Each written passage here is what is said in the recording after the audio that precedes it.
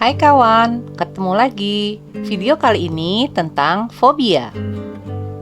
Fobia adalah rasa takut, kecemasan yang terus-menerus dan berlebihan terhadap suatu hal, objek atau situasi yang sebenarnya tidak berbahaya. Mereka yang terkena terdampak fobia akan berusaha keras untuk menghindari hal, objek, dan situasi tertentu itu. Jika hal, objek, dan situasi itu tidak dapat dihindari, secara spontan mereka akan mengalami serangan panik, distres yang parah, atau bahkan pingsan. Fobia bisa saja terjadi apabila fobia itu memang sedang atau sudah ada dalam diri seseorang karena pengaruh keluarga, atau bisa saja merupakan hasil dari pengalaman traumatis sejak dini.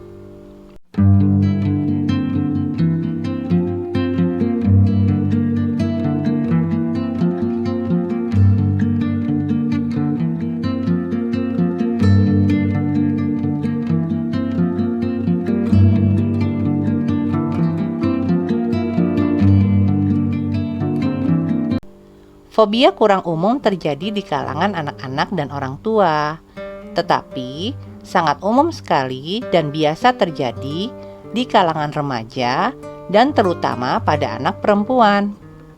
Fobia bisa saja terjadi apabila fobia itu memang sedang atau sudah ada dalam diri seseorang karena pengaruh keluarga, atau bisa saja merupakan hasil dari pengalaman traumatis sejak dini.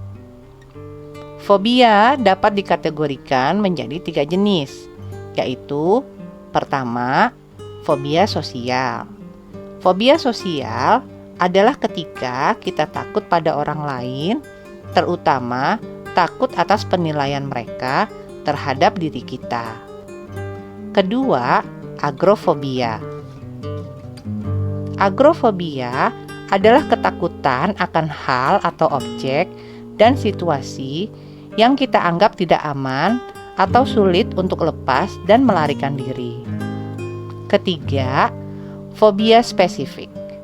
Fobia spesifik adalah fobia yang di dalamnya termasuk ketakutan akan hal-hal atau situasi tertentu, seperti ketinggian, cahaya gelap, cedera, melihat darah, dan lain-lain.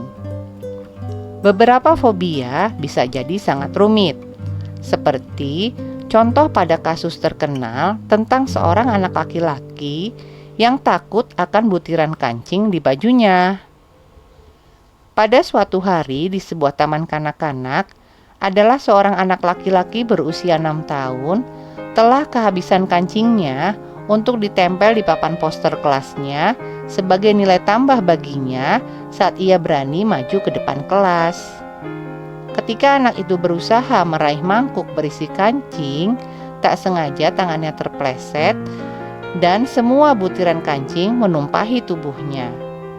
Baginya, ini merupakan kejadian yang benar-benar membuatnya trauma.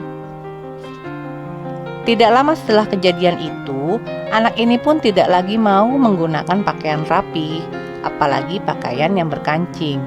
Kemudian, anak ini mulai kesulitan berkonsentrasi karena terlalu asik dan menikmati saat-saat dia tidak mau atau enggan menyentuh dan menggunakan seragam sekolahnya serta pakaian-pakaian lain yang berkancing.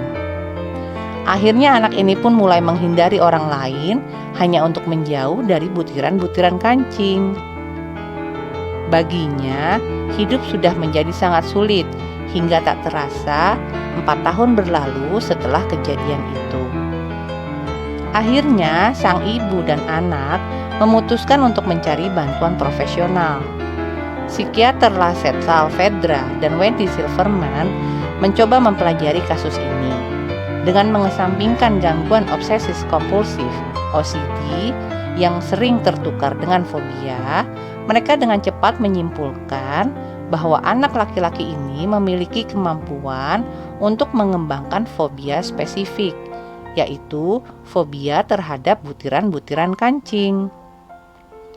Para dokter bersepakat untuk merawat anak ini.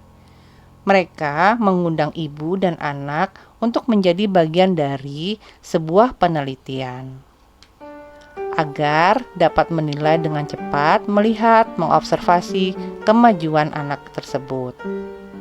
Selama perawatan, mereka menggunakan metode terapi yang dinamakan metode terapi termometer perasaan. Metode ini memungkinkan anak itu untuk menilai setiap interaksinya dengan perasaannya, khususnya setiap interaksi yang berhubungan dengan butiran kancing. Mulai dari nilai 1 untuk perasaan senang dan gembiranya, hingga nilai 9 untuk perasaan marahnya. Kancing jeans yang besar hampir tidak pernah mengusiknya. Berbeda dengan kancing plastik bening kecil, ini akan membuat anak itu histeris dan ketakutan luar biasa. Setelah keadaan dan perasaan sang anak membaik, barulah dokter menerapkan beberapa metode terapi pengobatan dan perawatan. Di antaranya, pertama, mereka mencoba dengan terapi paparan perilaku, yaitu sebuah bentuk terapi dengan pengkondisian klasik. Setiap kali anak itu menyentuh, memegang butiran kancing, maka dia akan dihargai, mendapatkan nilai atas usaha dan perilakunya. Kemudian mereka mengulangi prosesnya dalam berbagai bentuk, situasi, dan kondisi.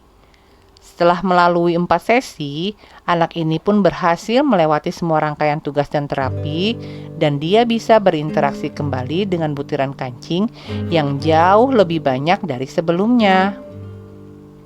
Namun kali ini, anak itu merasa lebih tertekan atas butiran kancing daripada sebelumnya. Mengapa? Ketika para dokter menanyakan kemungkinan apa yang terjadi, anak ini mengungkapkan bahwa dia menemukan butiran kancing yang menjijikkan, buruk, dan memiliki bau. Kemudian para dokter pun mencari tahu kemungkinan-kemungkinan yang bisa saja menjadi penyebabnya. Terapi telah berhasil mengurangi ketakutannya, tetapi malahan meningkatkan perasaan jijiknya. Mengapa? Selanjutnya, kedua, mereka mencoba terapi atau metode pemaparan citra. Dengan metode terapi pemaparan citra, anak ini pun diminta memvisualisasikan, menggambarkan butiran-butiran kancing yang jatuh yang mengenai dirinya, dan juga mendeskripsikan bagaimana rasa dan bau dari butiran kancing-kancing itu. Terapi metode kedua ini ternyata berhasil menurunkan level kefobiaan anak tersebut. Kecemasan berkurang secara dramatis. Bahkan 12 bulan setelah terapi ini, anak itu pun melaporkan bahwa ketakutannya menjadi sangat minim sekali terhadap butiran kancing.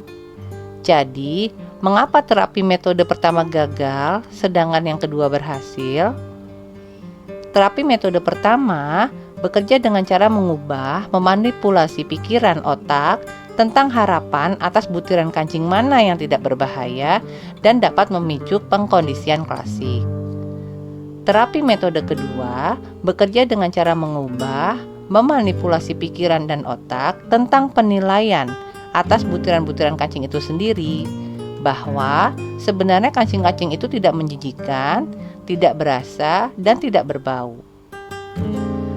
Hal ini berarti bahwa dalam istilah teknis pembelajaran, konsep harapan terbilang gagal, tetapi pembelajaran konsep evaluatif atau penilaian dimaknai sebagai keberhasilan.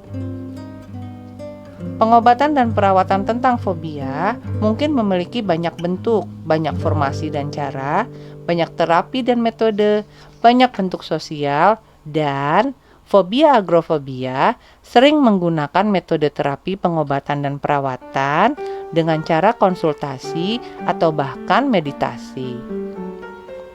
Sedangkan fobia yang khusus, spesifik dan langka sering menggunakan metode terapi desensitisasi sistematis, yaitu metode mengurangi atau menghilangkan kefobiaan secara sistematis. Seiring berkembangnya zaman, kefobiaan bisa juga diobati, dirawat dengan mendapatkan perawatan melalui metode terapi VR atau reality virtual. Bahkan, humor juga merupakan cara lain dari metode terapi yang sering digunakan dan memiliki tingkat keberhasilan yang tinggi. Bahwa sering melakukan aktivitas dan candaan yang menimbulkan dan bersifat humor atas situasi hal objek yang ditakuti dapat membantu mengurangi kecemasan, ketakutan, perasaan jijik, atau apapun lainnya bersifat negatif dan menimbulkan fobia. Dan ternyata perasaan yang terpendam dan tidak terungkap bisa juga menyebabkan fobia pada diri kita sendiri loh.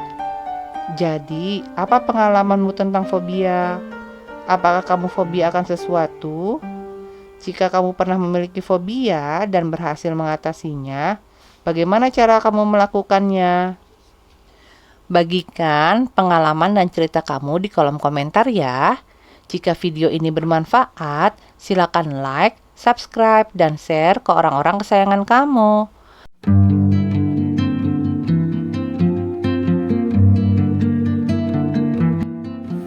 Semoga video ini bermanfaat. Jangan lupa subscribe, like, dan nyalakan notifikasinya.